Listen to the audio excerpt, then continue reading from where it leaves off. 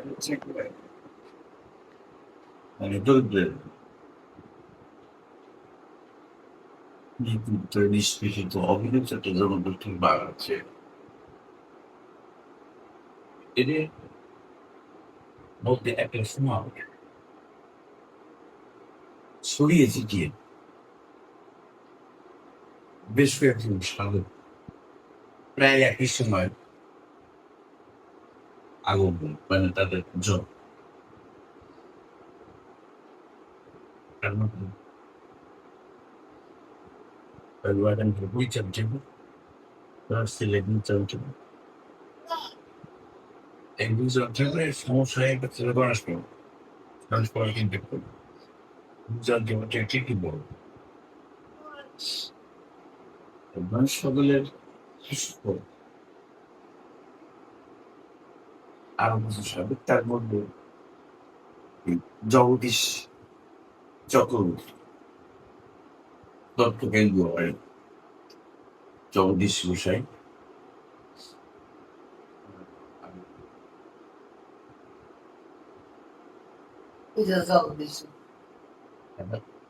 এই যে জগদীশ গোসাই করবেন উনি যুদ্ধে ব্রাহ্মণ আর যারা তাদের নাম শোনা যায় এরা কিন্তু হচ্ছে নবসূর্য গুপ্তদের সম্প্রদায় এদের মধ্যে এই অবশ্য আর যারা পরিচর্যা করলে একটা পর্ব অর্থাৎ এই নির্মিত নিষ্পেষিত এই জনগোষ্ঠীকে একত্রীভূত করার জন্য একটা উদ্যোগ এবং তাদের সামাজিক অর্থনৈতিক এই সমস্ত উন্নয়নের জন্য যে পদক্ষেপগুলো যে কি কি করলে এদের এই অগ্রগতিগুলো হতে পারে এই চেষ্টা লাগবে তার জন্য কিন্তু শিক্ষা ব্যবস্থার প্রমুখী এরকম চলতে গেলে কি এই জগদীশ বিষয় আমি ব্রাহ্মণ বলবো এটা হয়েও উনি কিন্তু ছোটবেলা থেকেই মানে আধ্যাত্মিক চেতনা সম্পন্ন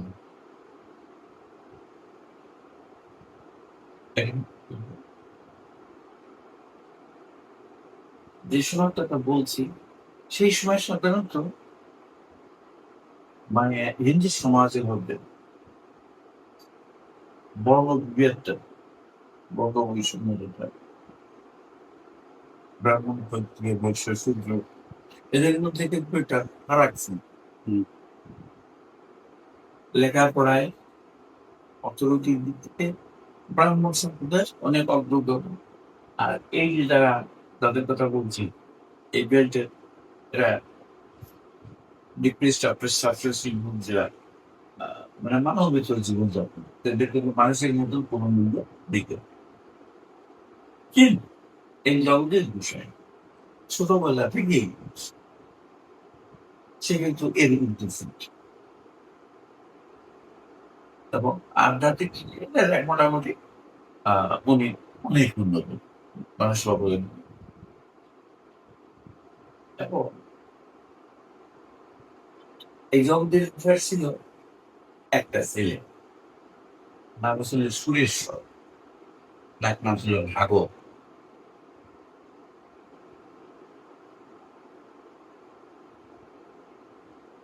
ওনাকে জগতের বিষয় তার মানে বোবা করে রাখছিল কারণ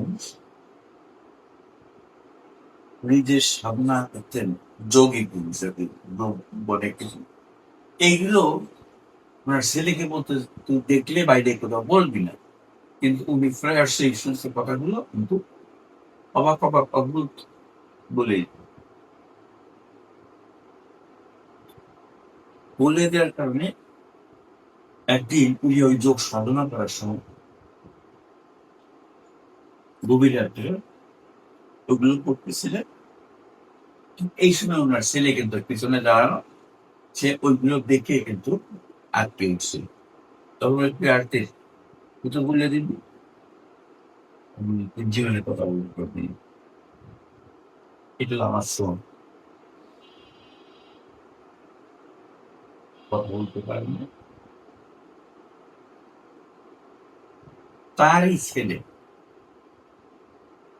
বেশ ওনার ছিল তিন ছেলে। বড় জনের নাম হলো নারায়ণ, মেজ জনের নাম হচ্ছিল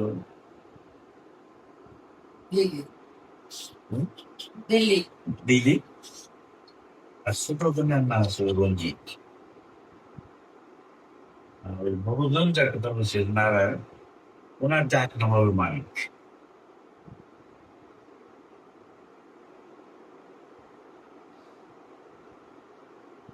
তাহলে ওরা তিন ভাই।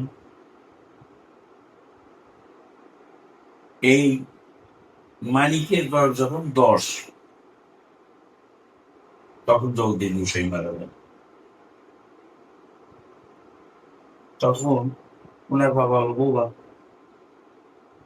মানে ওনারা খুব বিপাকেই পড়েন আর কি।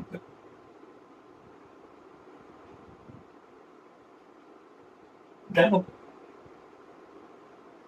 তার মধ্যে দিয়ে খুব মানে প্রতিবন্ধকতার মধ্যে দিয়ে ওরা একটা বড় হলো। বড় হয়ে তখন কিন্তু ওনাদের বিশেষ করে এই মানিকের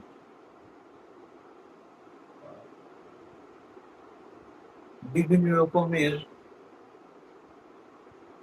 মানে জগদীশ গোসাই যখন দেহ রাখেন, তখন এই মানিক কাছে গেছিল যে দাদা তুমি কিন্তু মারা যাওয়া বুঝে না হলো।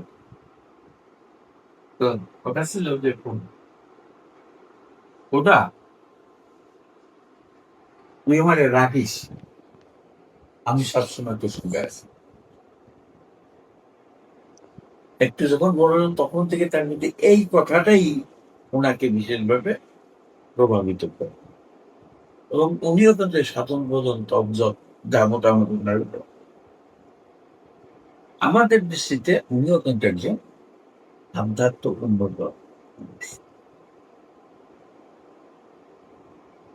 উনি লেখাপড়া ম্যাট্রিকুলেট, প্রাইমারিতে চাকরিও হয়েছিল, কিন্তু ওই চাকরি বাদ দিয়ে এমনি থাকে,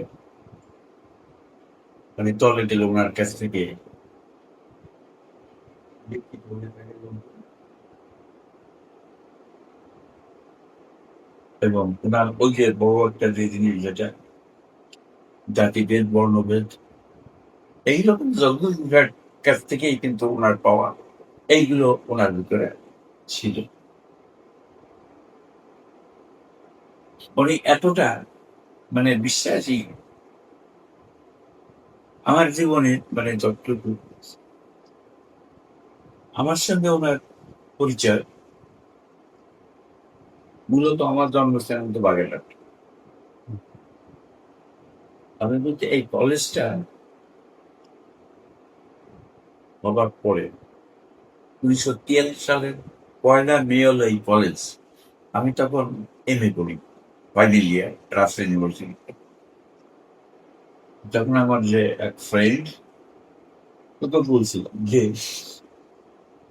এই সম্প্রদায়ের মধ্যে যদি কোনো একটা কলেজ টলেজ পেতাম, তাহলে এই জাতির সেবা করার জন্য আমি সেইখানে শিখতাম, আমি অন্য কাজে যাব না। তো এই কলেজটা বলে ও আবার এইখানে জয়েন করে কেমিস্ট্রিতে। কেমিস্ট্রিতে ওই জয়েন করে আমার কাছে চিঠি লেখে। চিঠি লিখে আমি কিন্তু এই অঞ্চল চিনি না, জানি না। যা হোক, এখানে আমি ডিসেম্বর 14ই ডিসেম্বর 1973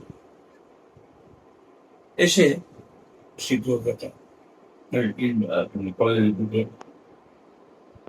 এখন দেখি যে এখানকার একটা জেনারেল মাস হয়তো SSC পাস করে বা ইন্টারমিডিয়েট পাস করে কোন কারণ লেখাপড়া করতে পারেনি, ওরা ঘুরে বেড়ায়, তাস খেলে। তো চিন্তা করতে লাগলাম যে এই যে পোস্টটাকে আমি কিভাবে কাজে লাগাইতে পারি। তখন প্রতিদিন একটা ক্লাব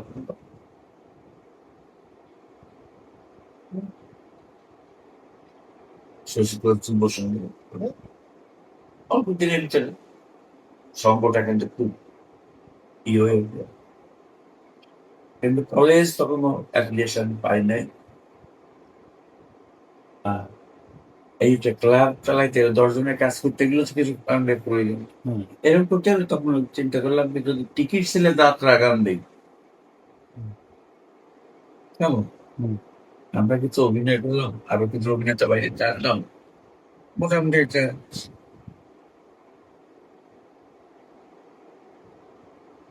করে চেষ্টা করে সেইটা শুরু করলাম। শুরু করলে তখন আমার দরকার আছে কম পয়সায় নায়ক, আমাদের যা আছে নায়কের দরকার। তখন সন্ধান করে যে হোক না কেন উনাকে, ওনারাও শিষ্য এই সমস্ত এলাকায়। তখন ওই তার ভিতরে একজন তখন চিনি না, তখন যখন ওদের উনি আসলেন যে স্যার নায়কের জন্য নিয়ে নিতে পারবো, ডেইলি 5 প্যাকেট এক্সট্রা সিগারেট দিতে হবে, খাওয়া দাওয়া সব আমাদের মধ্যে, আপনার শুধু 5 প্যাকেট এক্সট্রা সিগারেট। ঠিক আছে। মানে আমার এই কলেজে প্রথম ব্যাচের ছাত্র, আমার সে বয়স অনেক বড় ছিল, অনেক।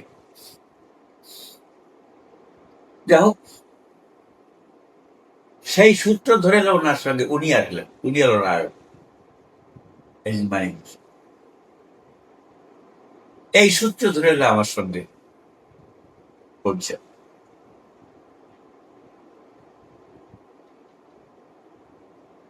আমাকেও কিন্তু উনি খুব কি ভালো, এগুলোতে আমাকে খুব ভালোবাসলেন এই বলতে পারি। এবং সেই সূত্র ধরে ওনার ওইখানে দত্তকে ওখানেও মাঘী পূর্ণিমায় বিরাট অনুষ্ঠান, ওখানেও তখন ওই এমএসআর যাত্রা গান হতো। ওখানকার ভক্তবৃন্দ ওনাকে ধরল যে এই অভিনেতা কে। তখন উনি বললেন যে উনি এই কলেজের নাম করা প্রফেসর, আমাদের ওখানে ওনার নিতে হবে। গালাগালি গেলে যে অসম্ভব, প্রফেসর এই তো ওনার ক্লাবের জন্য, ওনার এই কলেজের জন্য অভিনয় করে, নইলে সে তো অভিনয় তার পেশা না। কিন্তু তবু উনি আমার অনুরোধ করলেন, আমিও গেলাম, একটা বলতে গেলাম। এর থেকে ওনার সঙ্গে আমার পরিচয়। আমাকে খুব ভালো জানতেন, কিন্তু অঞ্চলে আসলে আমার বাসা তখন কলেজ ক্যাম্পাসে, আমার ওইখানে আর যা আসলে জানি যে উনি আধ্যাত্ম ব্যাপক, কিন্তু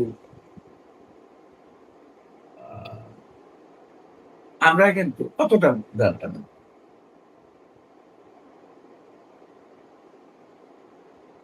ওনার কারণে আমার ওয়াইফ, ওনার প্রাইমারি অ্যাপয়েন্টমেন্ট প্রফেসর নদিয়া ওই অঞ্চলে, ওইখানে 3 বছর থাকার পর দেশে আসলে তখন উনি এসে আমাকে বললেন যে আমাদের দীক্ষা টিকে নিতেন। আমি রাজি, যে আমি প্রফেসর মানুষ, খেলাধুলা করি, অভিনয় করি, মানে আমার সুতরাং আমার কার কাছে এই সমস্ত ঠিক করেছে। কিন্তু উনিও টেকনিক করে আমার বাবা আসলে, আমার বাবা আসলে বাবার কাছে কিন্তু আমাকে মোটামুটি বাধ্য করলেন যেরকম দীক্ষা নিতে হবে। ভালো, মানে বাবার কথার বাইরে মাকে কিন্তু আমি দেখি নেই। আমার মা মারা গেছে আমার বয়স তখন 2 বছর 2 মাস টাইম।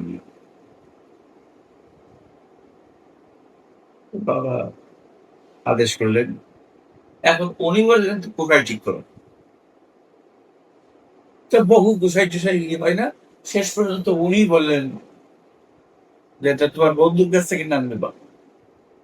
বলে মানে কি, মানে আমার এই জগতের বয়সে বছর 3 বড়, এবং আমাদের কথাবার্তা সকলই অভিনয়ের চলে। ওনার সঙ্গে পরিচয়ই আমার ছিল নাটকের, মানে যাত্রায়। আর এর পরবর্তীতে ওই আমাদের ভিতরে ওই ধরনের রিয়ালিটি শুনি, অদ্ভুত অদ্ভুত ক্রিয়াকলাপ ওনার 12-13 দিনও পর্যন্ত না আটকে থাকেন। হম। এবং যাকে যা বলে রেল সোসাইটি ঘুরতেছে, কিন্তু আমি বললাম তো ওই লাইনের লোক আমি না। ওদিকে যা হোক শেষ পর্যন্ত ঠিক আছে, হোক। কিন্তু আমার এই যেমন মনটা ঠিক হয়ে গেছে, ঠিক তার একদিন পরেই ওনার কিছু শিষ্য গেছে,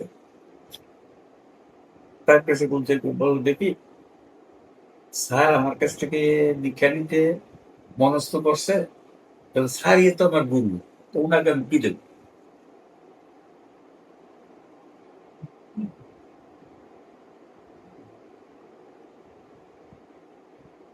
যাই হোক শেষ পর্যন্ত আমি গেলাম, উনি কিন্তু অসম্ভব। আমি আপনার আমি কি দেবো? আমি একজন প্রফেসর মানুষ, আর আমি তো বিভিন্ন ইটি করে টেরে শেষ পর্যন্ত রাজি করাই নিয়ে আসলে।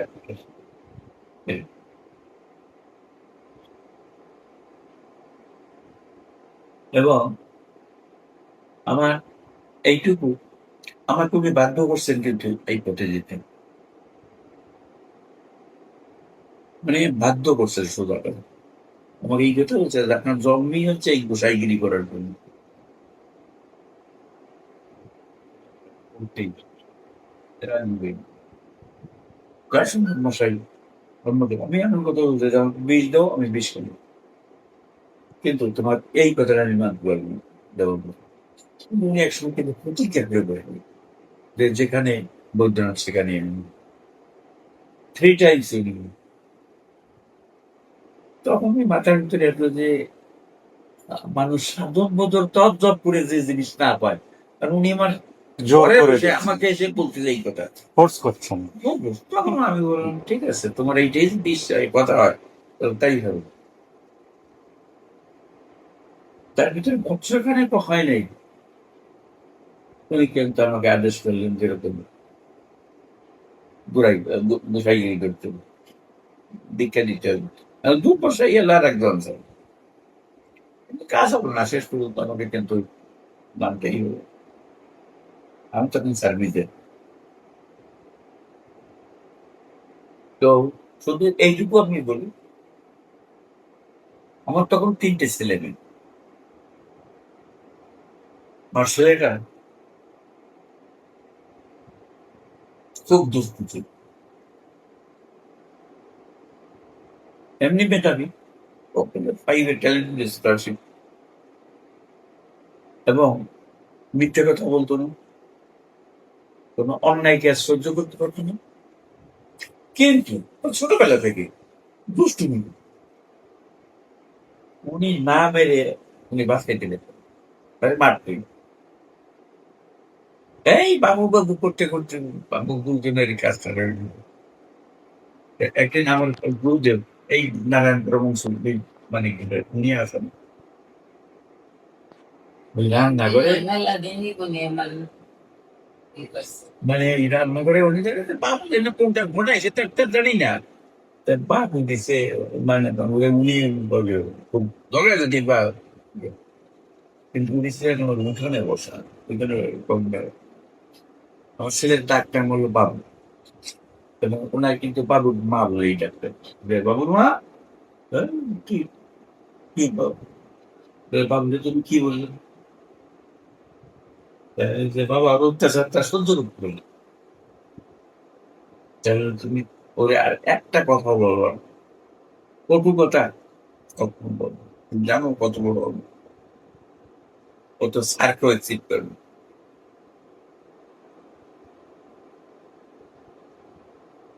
জানো, আমার বড় মেয়েটা ছোট্ট, করে ধরে বলে কি আমাকে, স্যার আপনার মেয়েটাকে ডাক্তারি পড়াবো, বউ ডাক্তার। আমার ছোট মেয়েটা মেয়ের সাইড ওকে বললেন যে, সত্যি বাবা তো ইকোনমিক্সের প্রফেসর, তুই ভাবি ইংলিশের প্রফেসর। আমি সংক্ষেপে কিন্তু বলতেছি।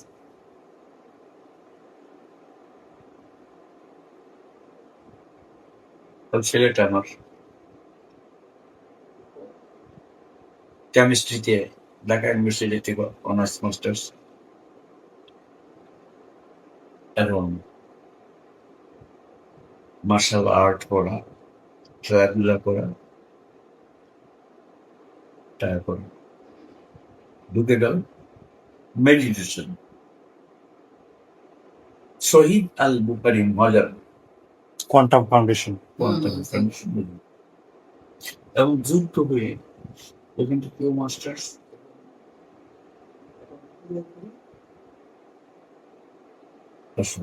ওখান তো আমি প্রচারের জন্য বলছি, আপনি যেহেতু ওনার সামনে হুম।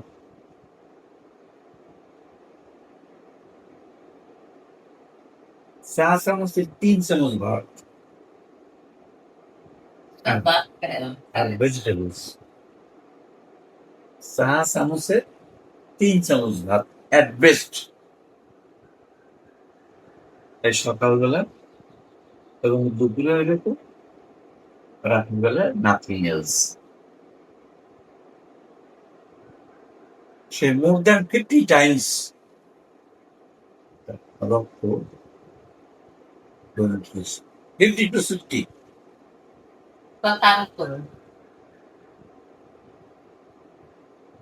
এবং তার যে কন্ট্রিবিউশন নীরবে ওই প্রচার প্রকাশ করার মধ্যে সে নেই। এই যে ঘরটা দেখতেছেন, আমি তো প্রফেসর, ওই প্রাইমারি চাকরি, আমাদের পক্ষে তো বিল্ডিং দিয়ে সম্ভব না। মাস্টারের টাকা দিয়ে কি বিল্ডিং করা যায় নাকি?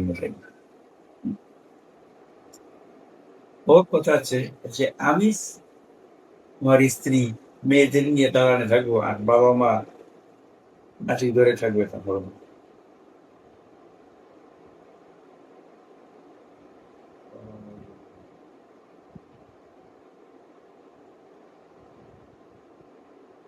এমনকি ও কিন্তু বাড়ির থেকে ঢাকা ই করে বাড়ির থেকে চাউল নিতে চায়।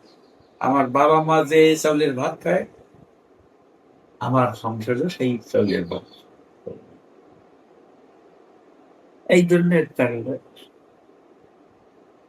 এবং গুরুজি, আমরা কিন্তু সংসার এমনি আমরা দীক্ষিত এইখান থেকে, কিন্তু মেডিটেশনে আমার সংসার শুনতে সব ওয়ান টু অল ট্রেনিং প্রাপ্ত কিন্তু এই হলো তার বড় মেয়েটা। ও সলিমুল্লাহ থেকে ঢাকা সলিমুল্লাহ মেডিকেল থেকে এমবিবিএস, ফিজিক থেকে এফসিপিএস, বিসিএসও ছিল, কিন্তু জামাই ঢাকা ইউনিভার্সিটির কম্পিউটার সায়েন্সের অ্যাসোসিয়েট প্রফেসর। তো ও পিএইচডি করতে গেছিল, সেই সাথে মানে ও গেছিল ওই বিসিএস ও স্টার্টার দিয়া, তো সেইখান থেকে ডক্টরেট করে চলে আসছে। ও সিটি হাসপাতালে জয়েন করছিল লাগে সরকারি চাকরি এই কয়েকদিন আগে, এই বোধহয় মাসখানেক হতে পারে নাকি মাস ধরে করলো, ওই সিটি হাসপাতালে চাকরি ছাড় দিয়ে পপুলার হাসপাতাল থেকে ওইখান থেকে ওরা কায়দা করে মানে ওকে নিয়ে আসছে, চেম্বার করে দিয়েছে ওইখানে চেম্বার পপুলার হাসপাতাল। এবং পাগলার ফ্রি পায়, মানে তার এখন খাওয়া নেওয়ারও সময় নেই, রুগীর এত চাপ। আর ছোট মেয়েটা ঢাকা ইউনিভার্সিটি থেকেই কিন্তু ইংলিশে অনার্স এবং মাস্টার্স, ওয়াইডব্লিউসি এর ইংলিশ ডিপার্টমেন্টের টিচার। এবং আপনি এখন যেখানে যে কথা শুনছেন এই জায়গাটা, এটা হচ্ছে গার্ড, যত মরা ধরা এইখানে ফেলতেন। এই যে একটা ক্যানাল না, খাল, এইখান থেকে লোকজন কিন্তু একটা পায়ে চলার পথ ছিল, কিন্তু একা দোকা কিন্তু এই করতে লোকজন যাতায়াত করতো না। এত ভয়ঙ্কর ভীতিকর জায়গা হলো এইখানে। আমার ওই বেশ কিছু শিষ্য ভক্ত হয়ে গেলে তখন একটা অনুষ্ঠান, নাহলে ওরা কি করে আসবে? ভক্তরা একটা দিনে তো একটা অনুষ্ঠান করতাম, তার গর্ব কোথায়? আমার তো জায়গা নাই বসার। তখন আমি কলেজে আমার বাড়া ছিল, কলেজে করতাম।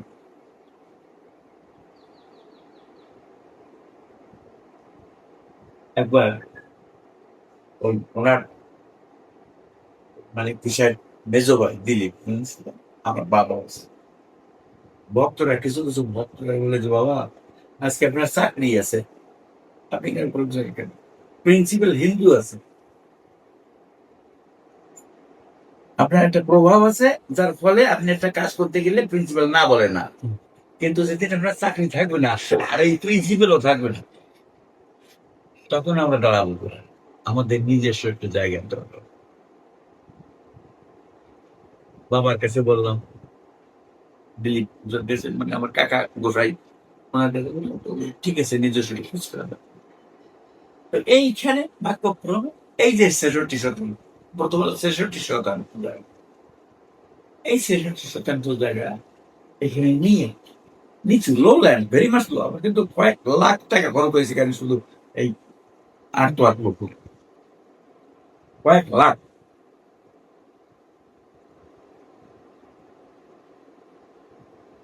আর দুধের উনি তখন পারলাম না, উনি কিন্তু জানায় না যে আমি জায়গাটাকে কিনছি। ওখানে ওনার ঠাকুরদাদা জগদীশ গোসাই এবং তার এক ভক্ত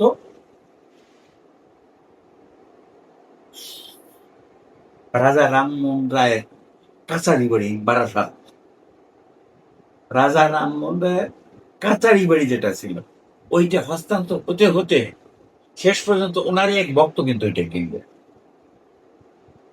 এবং তার ইচ্ছা মানে ই থাকলো যে ওই জায়গাটা, ওই আশ্রম বাড়িটা মানে জগদীশ গোসাইয়ের নামে দিয়ে দেবে। কিন্তু জগদীশ গোসাই নিতে রাজি হয় নাই। পরে ওখানকার ভক্তবৃন্দ ধরাফেরা করলে আমার গুরুদেব অর্থাৎ এই মানিক গোসাই ওনারা বললো যে, বাবা আমরা এবার বাংলায় যারা আছি, আমরা একটু দাঁড়াই কোথায়, আমাদের একটু আস্থানা দরকার। তা উনি এটা দিতে চায়, তুমি এটা নাও। উনি রাজি হয় নাই, কিন্তু তারপরে কি হলো, বলে এখন সেখানে আশ্রম উদ্বোধন।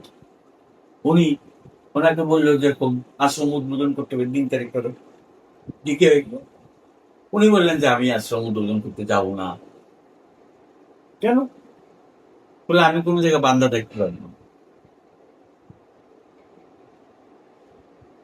তারপরে ঠিক আছে, তারপরে বললে যে আমি যাবো না। কেন যাবো না? যে আমার স্যারকে যদি আনতে পার, আমার কিন্তু কিন্তু আমাকে একটা মানে মৃত্যুর আগ পর্যন্ত কিন্তু স্যারই বেরিয়ে গেছেন, আমার স্যারকে যদি আনতে পার তাহলে যেত। ঠিক আছে, কে আপনার স্যার? ডিউটি করে দাও। ওইখান থেকে লোক পাঠালো আমার কাছে, মিয়া দাস